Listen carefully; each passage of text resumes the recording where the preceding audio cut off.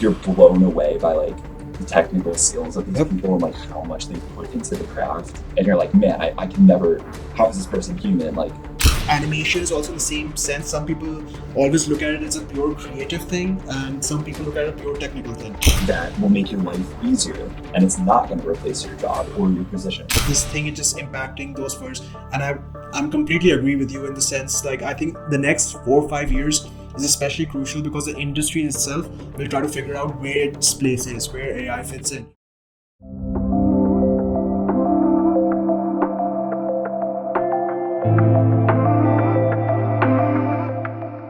Hello everyone, welcome to Prolific Perspectives, brought to you by Prolific Studios. We are all about uplifting the animation community from newbies to industry professionals. We want to create a place that discusses all things animation and what it takes to succeed in this industry. So tune in and make sure to subscribe as we chat with animation professionals, share freelancing tips, and hear some awesome stories along the way. So with that said, I would like to introduce our guest. Our guest we have Kyle Jamison join us on our podcast today. Kyle is an accomplished 3D design professional making notable strides in the industry with his impressive work from creating immersive visuals for high-profile clients like Adobe, ModeLab, and Balto AI to pushing the boundaries of digital art. He is proficient in tools like Blender, Houdini, After Effects, and Bitwig as well. So thank you for joining us, Kyle, and welcome once again. Hi, thank you for the intro. I greatly appreciate it. Did you like the intro? We did some deep research, a little bit of research, and then we want to get into this whole thing. So Kyle, once again, thank you for joining us. Could you just introduce yourself a little bit about your experience and where you are at right now? Sure. So I really did not have a traditional route at all. I started in college at a college called UMBC in Baltimore. So I've stayed local in the areas. And honestly, in college, I had no idea what I wanted to do. I started with an economics degree, and then I was like, I really liked music. And I guess to really start with anything 3D related, in high school, I got into Blender, and I think I discovered it. I don't know how I discovered this guy called Midge Sinav and his workflows. And he kind of introduced me into like proceduralism, which in my opinion is where I think a lot of workflows are headed, especially with stuff like AI workflows and like machine learning and stuff like that. Yep. I think some of those tools and stuff are going to be going towards there. So that's kind of my first prowl into it. And so anyways, I was really into music. You mentioned Bitwig. I was producing in Ableton. I DJ'd for a little bit. My first internship got me into After Effects. So I worked for this label called MA Music, and it's electronic music. And I would do the audio visualizations. That got me into just kind of run-of-the-mill workflows and understanding some plugins. We used not Redshift, Red Giant, Trap Code Suite. I think it's made by Maxon. I think so. I think I'm remembering something. So anyways, I gotten into that. I then switched from there and I did a communications degree at UMBC, and it got me a little bit into graphic design, and even my final course, we did like a data science course using like Python and all that stuff. So moral of the story is like, I always had an interest, and this is kind of where I think a lot of jobs search for like a technical, like I really enjoy combining technical skills with creative work. And that's where it's kind of led me to now, where like, I really like Houdini for that. I think that Houdini is becoming a lot more palpable for people. And I think a lot of their updates really are making it a better tool for anyone to kind of jump into, albeit it's still a little bit scary to some. So anyways, I graduated college, had no idea what I wanted to do. I then get into a marketing firm where I'm kind of just doing basic like Adobe Creative Cloud tools. working on like emails, websites. So I get a little bit of coding experience. And then in 2021, I think, I am laid off from that position. So I worked there for 2 years. I'd always been doing Blender projects in the meantime. And basically, I did some modeling. There's a few like abstract projects, there's some VFX projects and mixed in there. And then I was just applying to jobs. And a few of them led me to some serendipitous moments, like messages on Behance, which I think is a super great platform to like get freelance projects, apply to jobs. So I had worked with this company called Imaginative, which was one of my first 3D projects. And then I applied to, as you mentioned, Balto AI. I actually applied to I think like a product visualization or like a UI UX role there. And they liked my application enough to let me work on a freelance project for them, although I didn't get the job. So pretty much my momentum started by applying to places, getting some messages. I was streaming on Behance as well. And then all of those projects led me to a company called Tate, where I had worked there for 2 years. And that was a 3D role through and through, visualizing data centers, products, getting into some 3D modeling, a very wide range of tasks. So that's kind of where I think I honed a lot of my 3D generalist experiences. And a lot of my opportunities are like a bit diversified. I actually do, I've done an Adobe live stream for Substance Suite as well. And I've done some, I actually do one-on-one mentorships through their Adobe Creative Career Center, or sorry, Discord. It's not a center. And so you can contact me there anytime because I can help you with pretty much any 3D tool or maybe recommend courses. Because I think that we do live in an age where like there's so much content that it's kind of overwhelming. And I think my immature self when I was first starting out was like, I need to know every shortcut in this program. I need to follow every single tutorial that's out there. I need to do a course. Like it gets really bogged down when you're not in like a program. Is there anything, are you like specifically specializing in something? Do you have anything in mind? Not necessarily like a CGI program, but there's like, I'm considering something like an MS in like a media. Here, let me actually pull up my programs. But I'm pretty much considering applying to like MS programs, like an MFA in like design technology or like computational design practices. Stuff like that fascinates me because I think that it kind of combines the technical with the creative abilities and like, and that's kind of where like I think Houdini then kind of comes into the picture again. A lot of like node graphs and stuff like that. I think is where I think like the industry is truly headed. And yeah, so I have a lot of work that's like either from Houdini or from Blender or combines a lot of things. I've done some projects where I've done it in Blender and then brought stuff into Figma. So a lot of my work is all over the place here. I think another great aspect to do is like, I think finishing projects is challenging. And so I actually have a YouTube channel. I think I have like almost 1,500 subscribers where like I've either found some tips or tricks that I thought were super interesting, or maybe I recycled a project that like I kind of got burnt out on, but I thought I could at least take something from it that I learned. I think that was worth publishing. Yeah, I do want to. I'm going to save this topic for the later part of the series because I do feel like burnout, especially in this animation industry, is like a very big prominent thing. But before that, I wanted to say like when you were talking about your journey initially, I found like a lot of like similarities. So I went I came into university for economics. Once I graduated with economics, I was like, okay, I need to do something creative. So I was like in finance basically. Once but I stayed in that for like a year or so. I just hated the culture.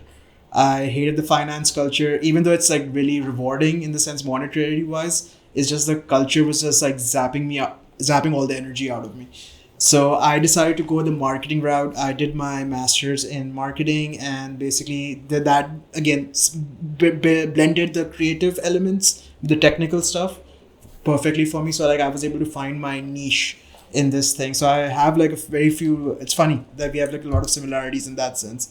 But with that said, Kyle, I do want to ask so during initially when you were starting off, so as a prominent 3D design professional, how did you first discover that this was your calling? Like this is what you wanted to get into? Because I feel like a lot of people in animation, they don't know that, okay, fine, I can just go all in on this. So like, when did you realize, what was that aha moment for you?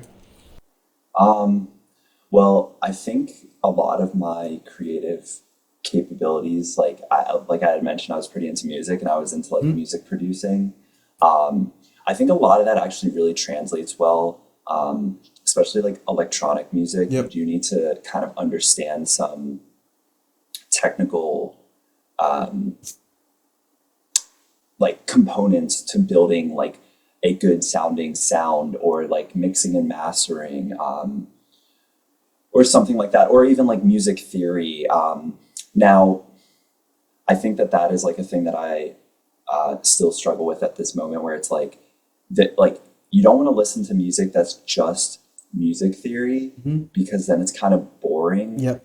But then if you apply that music theory with some creativeness, I think that's what can create some interesting music. So, and like I think I always am kind of fascinated by I really like metal music, and I think that that type of music too is like a perfect example of like you're blown away by like the technical skills of these Yep. people and like how much they put into the craft. And you're like, man, I can never. How is this person human? Like, I can never do this. And to be honest, I just saw a video yesterday on a Houdini server, Hmm. which actually I really like this guy. His name's John Kunz. Kunz is his YouTube channel. And this guy posted a motion graphics piece, and I'm like, oh my gosh, like this is just mastery. Like even just creating a few of these shots, I'm like, I can't believe how good this is, and like how technical it is. But also like his art direction's incredible, and the storyboarding.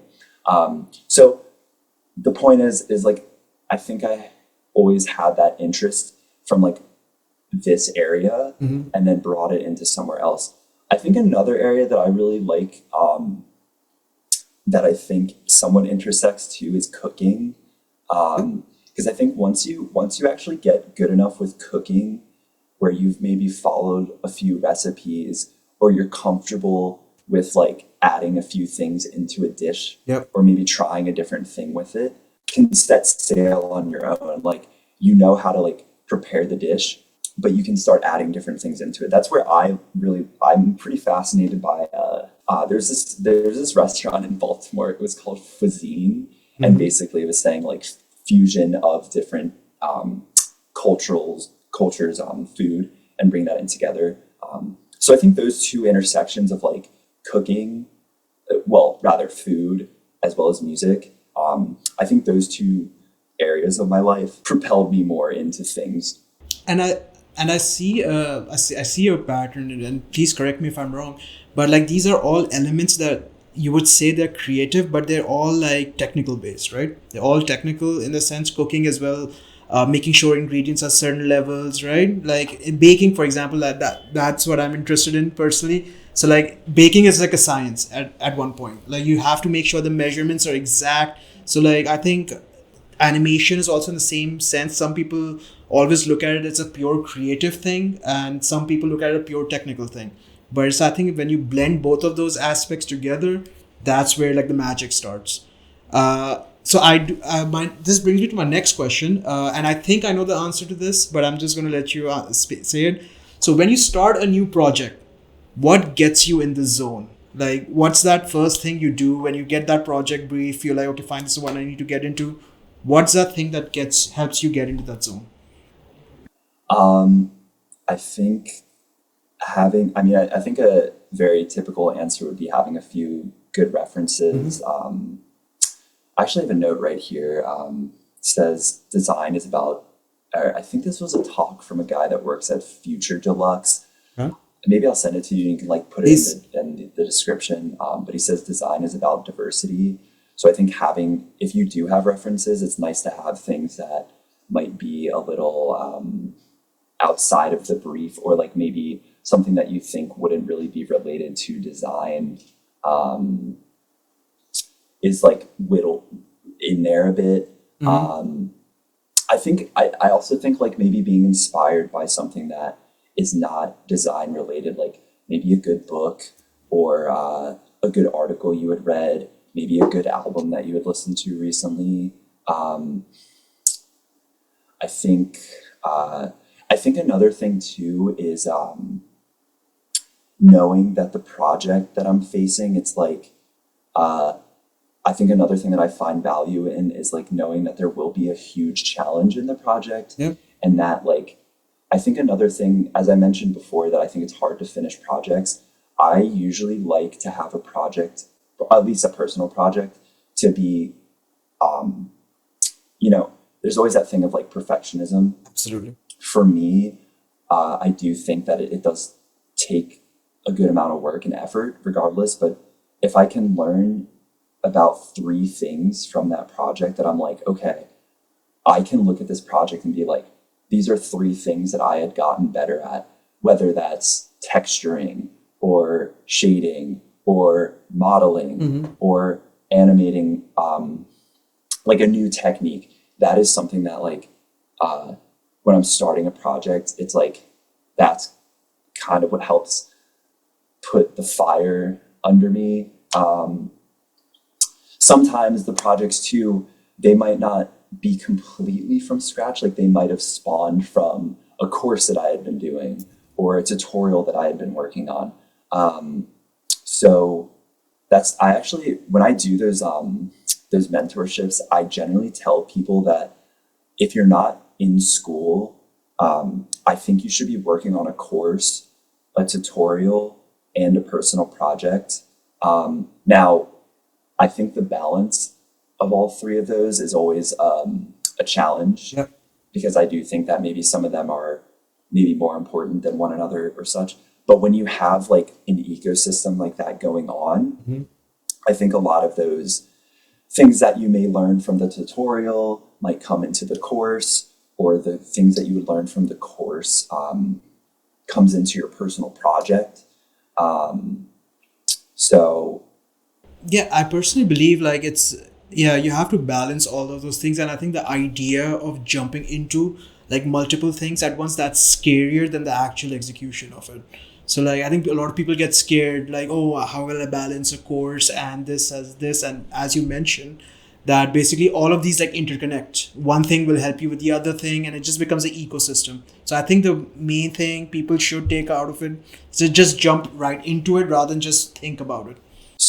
and then another thing that, as I mentioned before, when I was more immature with my design practices, I mentioned, I had like a YouTube watch later list of like so many videos, and I'm always trying to like catch up on them and blah blah blah. But now I've actually been using Notion a lot. I'm not sure Mm. if you're aware of I'm not Notion. completely aware. Yeah. It's like a note taking application where you can like Ah, got it. create templates or like to-do lists or something Yes. like that. Um, but I actually have Notion lists of resources, Mm-hmm. so that if I start a project, I feel like I'm not completely starting from square one. So like if there's a coding problem in Bex, which is Houdini, Mm-hmm. I already have some resources and videos where I'm like, oh, if I get stuck here or like I need a little bit of a push, I can jump towards that. Or like, I mean, Houdini, I think is scary because it's so vast. Yeah. But like, I have a folder now where I have Pyro, which is their version of like a fire simulation or something like that, or like gas or smoke. I already have like a resource list of videos who I trust or like notes that I've taken so that like I don't feel as clogged up when I'm starting a project. I already have like a jumping off point. So I think, and to me too, that's another thing I think is just crucial for design and like a portfolio is you need to be organized and you need to keep track of all of your work. Like I had gotten laid off from my job at Tate and I had not kept most of my work like organized. So when I had left, I then had to like gather all the pieces to make a portfolio piece. Yep. So it's an act. I could not say anymore that I think like being organized is so important for your personal projects, your portfolio, all of that, or even a project you're working on. Absolutely. For like a company or something like that. So Yeah. and I think it makes you look, I think that when you're organized and like your work is presented in a fashion like that, it makes, yes, you have to interview for a job, but when someone looks at a portfolio that looks organized and well presented, you've already gained Yep. that trust that you don't need to use words. Like the work speaks for itself. But you have to be prepared and organized to like make that happen. Absolutely. I do want to ask you because you just brought this up. As an artist, obviously, you've put in your hard work, you put in your tears into all of your work, right? So how do you choose what do you display for your portfolio? Like, how do you start eliminating stuff, and how do you make sure, okay, fine, this goes in the front? I do want to get in that headspace also. Like, what like decisions do you go through to like make sure like, okay, fine, this is what represents me, and this is I have to take this away, and this might be on something else more personal page. That is something that I still think I struggle with. Now, I think there are portfolio sites that do let you organize things a Mm-hmm. little bit more. So you can have like a 3D design Yep. portion, and then you can have like a graphic design portion or a logo portion.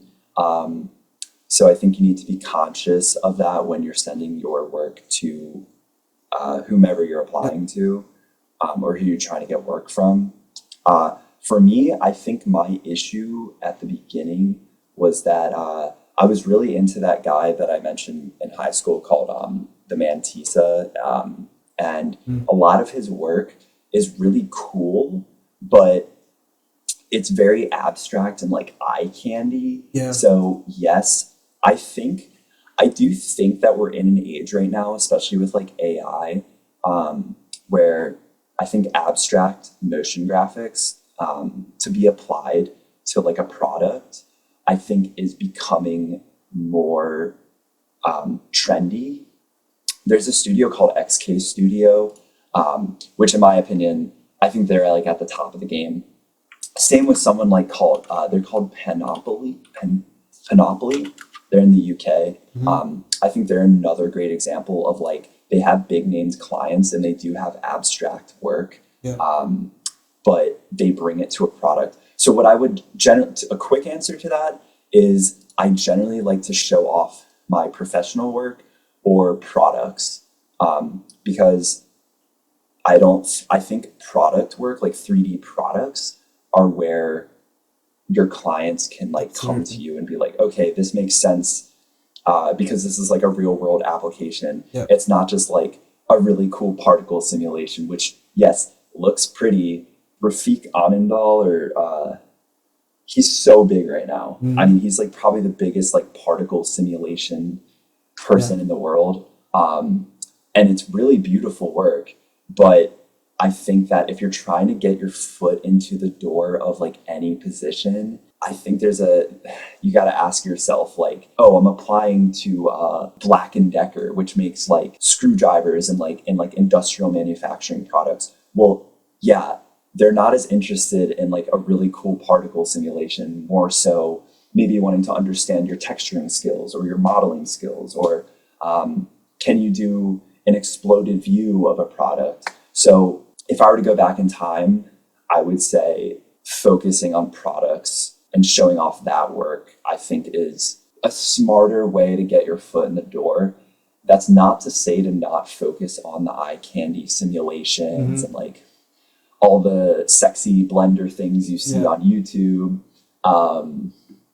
So it's tough. I mean, if you're on your own and you're trying to like get into 3D, I think that you have like you're your own boss and you need to know how much time to put into the abstract eye candy stuff versus the actual practical stuff that will get you into like a stable 3D job. After talking to like a few people as well, I feel like it's just a balance thing, right? You have to do that. You have to associate your creative side as well and put yourself out there in that medium. But like you just have to use like your personal page or something to get those out while you're making sure your professional portfolio is like completely on point, as you said, like real life applications and stuff that clients actually would can easily see, hey, okay, he knows this product modeling, he can just make this for us as well. So I think it's more a lot of the balance. I do want to touch up on one thing that you talked about, AI. So as you know, you already know like AI is the hot topic right now. So how do you see it changing the game in 3D design specifically and in animation? I am so ready for it to not be this like it's replacing Yeah. us. It's all like here. I think one, there's going to be a huge backlash on how much energy it takes to generate even just one image. Um, I mean, I feel like it's a huge bubble right Mm-hmm. now as well. Um, like, I think there is benefit from it too. I am ready for it to do things like make UV unwrapping being such an easy thing Mm. for like any type of model. So look, I think the positive side of me with it, I think views it as like it's going to create tools and like one click solutions um, that will make your life easier, and it's not going to replace your job or your position. Um, I think that those things are like underway. Mm-hmm. I think making things, and you can even see stuff like this isn't necessarily machine learning, but stuff like USD file types. Like you can see that there are companies and people trying to make things where like you can send something from Substance Painter to Maya or Yeah. Houdini in like a quick method. So I personally think it's going to make things, some things that are like such a headache into something that's faster. Um, that's where I think I, I'm like really a Houdini head right now. Yeah. And that's why I think Houdini is actually really good because I think if there's any software that's going to like really adapt to AI work or just AI advancements is Houdini. I also think Adobe products too. I mean, I think that they're pushing that a lot. Yep. I think there's substance samp. I used this at Tate at my previous job at Tate where like I had a 2D image of like a rug, and then I brought that to it's called image to like material or something like that, Mm-hmm. and substance sampler, which substance sampler is pretty much a bogged down version or a simpler version than substance designer, where I just took a 2D image, threw it into it, and it generated all of the texture maps that I needed to make a 3D texture of that 2D texture. So that's something where like I found it to just help me. I don't see it being this like huge threat. I also feel like AI is it's like a genre. I Mm-hmm. think that you can look at all the images and videos and be like, this is AI. Yep. Um, There's this AI so feel to those things. yeah, I think it's here to stay, but it's a genre. Got And it. it's a genre like just how like in music, it's a new art Mm-hmm. genre right now. And I think it's here to just be there. But at the same time too, I think it's maybe a little different because when I look at a website or when I look at like a social media post from someone and I see that it's AI, some people are like, come on, like, what, you're doing this? Like, you're the one that's, saying, or like, you're on the fence. You're Yeah. telling me that you're now not on the fence with it and you're going to use it. So I think it's like, only time will tell, but it's a genre and I think it's here to stay. And I don't think it should really make you scared of it. I do think it's impacting the job market Hmm. in the in like the current climate. Um, Yeah, but I think that will cool down. I also agree with you. I think it's a short-term thing where the industry is trying to figure out where it's headed. They also don't know like the limits of AI, right? They don't know the potential of AI, and it's pretty cool the way you're looking at AI as a genre. I think that's a really cool perspective. For me, it was always like it's a tool, right? If you perfect the tool, you become the master. So like from I was always going along that lines, but I think it's really cool. I think you're completely right in the sense that AI art is going to become like a separate thing, and then if you want like AI art, you can just go for those things. There's also so many like legal things going on. Yep. Like what was the first one that I've used? I used when it first started. I'm blanking on the name of it. It was a Google um, like collab notebook thing. Mm-hmm. Anyways, this is like a image generation machine, and they were clearly using inspiration from this guy called Greg Rutkowski.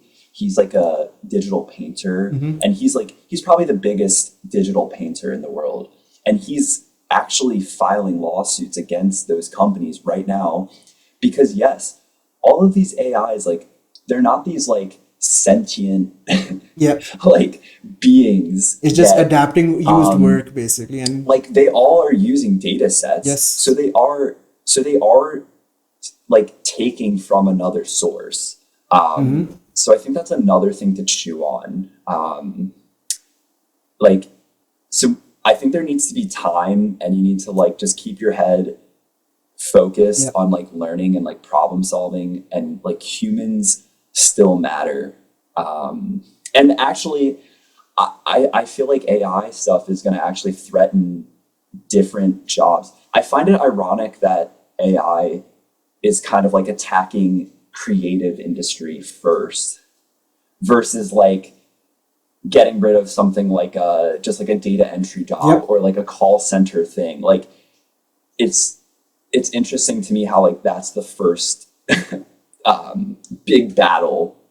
I think that it's because art is more universal, right? Like anyone who wants to create an image can now just do it with the help of AI. Before with call center and these things, you have to like find your niche, get into that industry, and then start an application. But art is so universal. Everyone consumes art. Everyone would like to create art. So I think that's why this thing is just impacting those first. And I'm completely agree with you in the sense like I think the next 4 or 5 years is especially crucial because the industry itself will try to figure out where its place is, where AI fits in. Right now, there's all this hype about what is possible rather than what it's actually doing. So, like I used to work with an advertising agency, and they basically they laid off their whole graphic design department, and they basically got like people that only use AI. Right? This was like for a 6 month span. Then they realized it's not working out.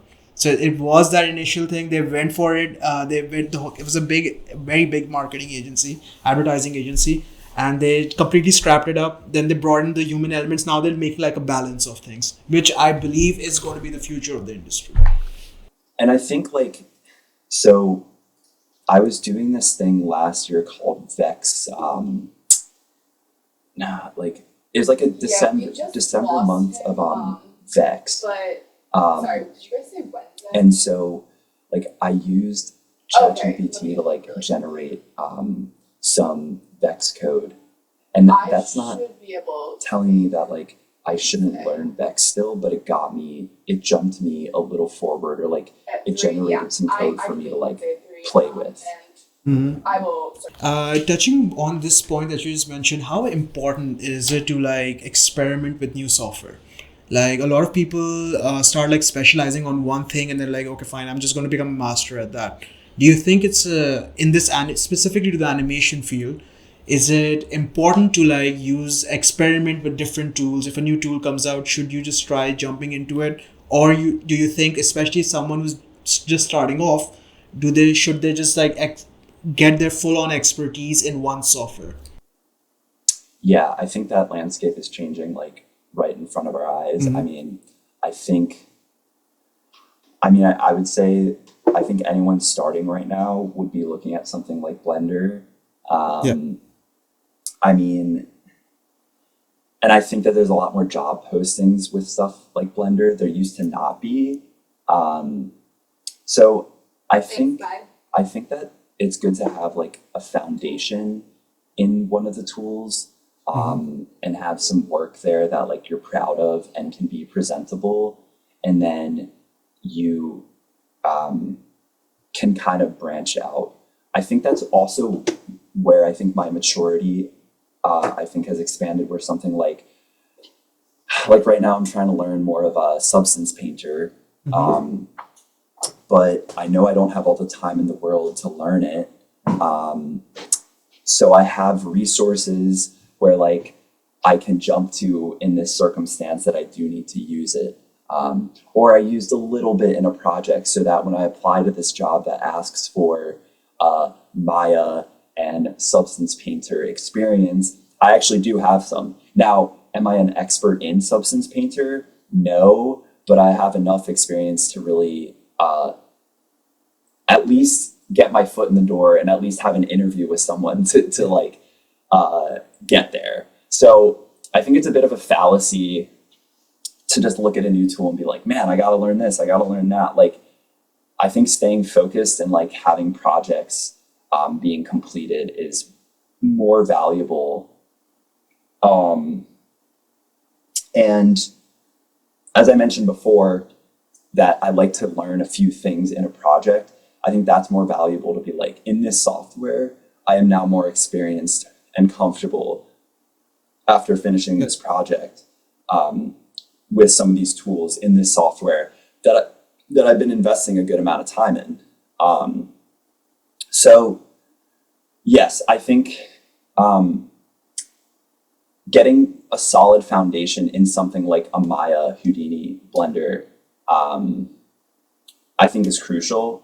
And then trying to bring that into other tools is where like the fun can be had. So I think it's a tough question too, because like there's so many different jobs and like requirements. But I think that and like, man, even render engines, like that doesn't even jump into that, right? Like there's different render engines that companies use. So it is a balancing act. Now, like I feel like I'm an example where I've used a few render engines that like, if a company is going to be using Arnold or Redshift, I'm pretty confident that it would take me maybe a day to like get comfortable with doing an interesting shader in that. Albeit I've never used Arnold. I know it's amazing. But that's where I don't know the divide of like, if you're applying to something that says, hey, we use Arnold, but you don't have, I think that's yet again where like the work can explain itself. It can explain itself. Like if your texturing skills look really spot on and shading capabilities, when that company looks at your profile, I don't think they're just saying, oh, well, this person hasn't used Arnold, but their texturing is amazing. Like that's where I think it leads into, it's more about your work and like ability rather than the tool. I completely agree, and I think this is a perfect segue for my next question. So I want to get into a little bit about freelancing, as like how do you make it? How do you make it as a successful freelancer? So the first question I do have, given your vast experience, like working for like different clients and projects, how does one go about finding clients or projects? Like any strategies do you recommend for aspiring freelancers? Yeah. So in my opinion, I think Behance, Behance, Instagram, Discord, I think all of those are like good areas to be in and like be part of that community. Now, some of these projects I had applied to on LinkedIn, some I got messages on Behance. So I think Behance is a pretty good platform for that, where it's like you're actually advertising your work, that like you are looking for freelance work, or there's a job board there. I actually think I grew a good amount of my following on Behance from doing some of the live streams there Yep. and actually showing yourself working live, which is kind of a fun challenge to try to make it entertaining and stuff like that. That's how I think I got that Adobe Live. I've been engaged in the communities on Discord and streaming. And now, actually, I don't know if you consider this freelance, but in October, I'll be going to Adobe Max and being a teacher's assistant for Substance Suite. Congratulations. Yeah, thank you. So it's kind of like, I think all of those things combined, like you need to get yourself out there, you need to Yep. be engaged in the communities. For example, I'm in a few of the Houdini discords, and like I'm constantly trying to like look at the questions and like answer some of those questions, because like either you'll know the answer, you might know the answer, or you don't. And so those are like a lot of opportunities to learn with it. So I think another two areas that are really good to like advertise yourself are YouTube, and I actually have some Gumroad files as well. So it is a bit of like attacking different angles and trying to find different things that's not just going on LinkedIn. Yeah. Um, I do want to ask, do you cater like specific work for specific platforms though, or do you like just apply it everywhere? I actually have an art station, and I do have some work there that's more like, I think I have some like space or like UI UX like projects there. So I do have a few projects there where like I think didn't really cater to like my Behance, for example. So I think actually Behance is getting better too, where like if you have Behance Pro, you can now like sort different projects into different categories. Yes. So I don't know. I don't think, at the same time, I think if you start worrying too much about that, then like you might not be focusing on the right things. So that's actually another thing too with freelancing. It's like I use my invoice and my and like some of my things, like I have like a template. Like my invoice is pretty much a template that I found on Figma, because I want to do freelance work that's like in 3D. I don't want to be making an invoice in Photoshop, spending like Yep. a few days doing that. I just want an invoice that gets the job done. It looks good. It looks clean, professional, and it's you're in, you're out. um, so like, and that's kind of too where it's like the freelancing stuff is it's sexy, and I think it's cool to be pursuing, but you're also your own boss. Yep. And that means you're your boss of your own time. So that's something to chew on. I'm thinking more about freelance stuff too. It's like from all the time that I've spent in these discords and stuff and meeting people, I have so many more resources that I can just message. I'm like, oh, this guy knows, I know this guy now that knows so much about shading, and we have enough of a relationship that like if I did hit a wall and I'm like, I have no idea what to do, I can like lean on them for something. I think like the biggest key takeaway from your answer, I think would be like the viewers can take from it. It's like networking and just putting yourself out there. Whatever avenue it which is, just put yourself out there. which the networking is not necessarily even in person Yeah, anymore. absolutely. It's all I, digital. I could talk on and on about Discord. I feel like Discord communities, there are some scams and stuff out there. But it's such a good way to like learn and meet people and like see what you might have been doing inefficiently, and now you know a new technique. And I think too that paying for some of them is not a bad idea. Like, and what I mean by that is there's a CG Wiki Discord where you have to like pay for their Patreon for like maybe a month. But then you're in that Discord. So what I guess I'm getting at with that is like, if you get into those types of communities, you're like kind of paying for inclusiveness. That's not to say that there aren't valuable things to take away from like a public one, but it's more likely that if you're paying for like a Patreon or like, or something like that, you're probably more aligning yourself with people who are not as much of a hobbyist. Yeah. You know, I think that's something to chew on. Absolutely. Okay, so Kyle, I just have one last question for you before we end this podcast. And I mean, it was seriously really insightful, all that you had to say. And I think this is going to help a lot of people as well.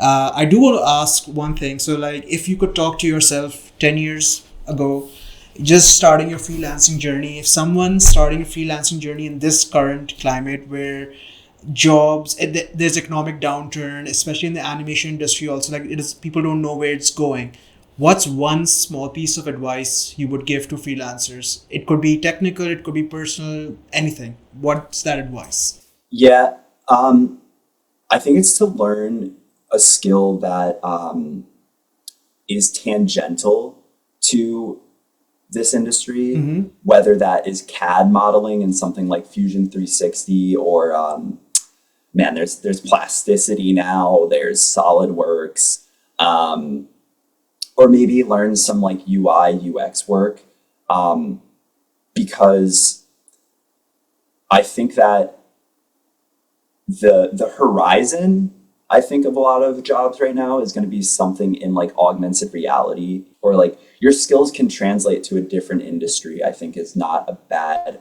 approach. So I think like don't go all in, like in poker terms, like you hedge your bets basically. Sure, and I think like with AR, augmented reality work, it's like you now have like almost like gaming asset talk being brought to stuff like web applications for 3D models and stuff like that. So yeah, I think having something in design that is like good to like be applying to jobs, because I think it does take more time than you think to get into like an animation role or a 3D role, and to keep your sanity while applying to some of those roles.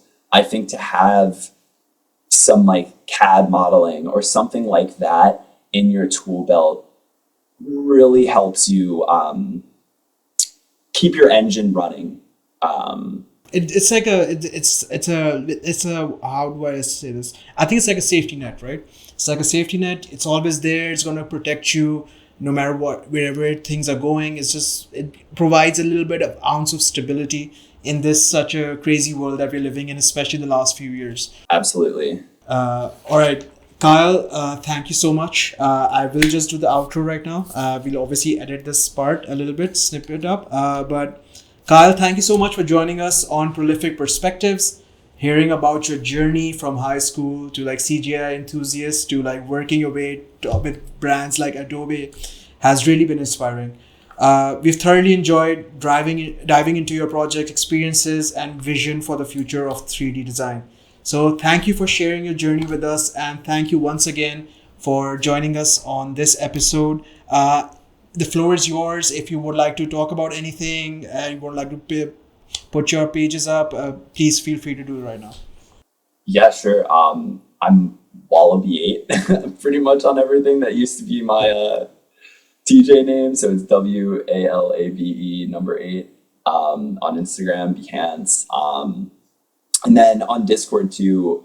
Like I said, I do those one-on-ones, so you basically can message me on there, and then it's a free consultation for like an hour. So anything really design related, because I've had traditional design work. And then I kind of transitioned into 3D work. So I feel like I have pretty good advice on how to maneuver in the design industry. So I think to anyone who's listening, they should not let this opportunity pass them by. Please make sure to go in the description. We'll have all the links there for Kyle, and you can always contact him through that.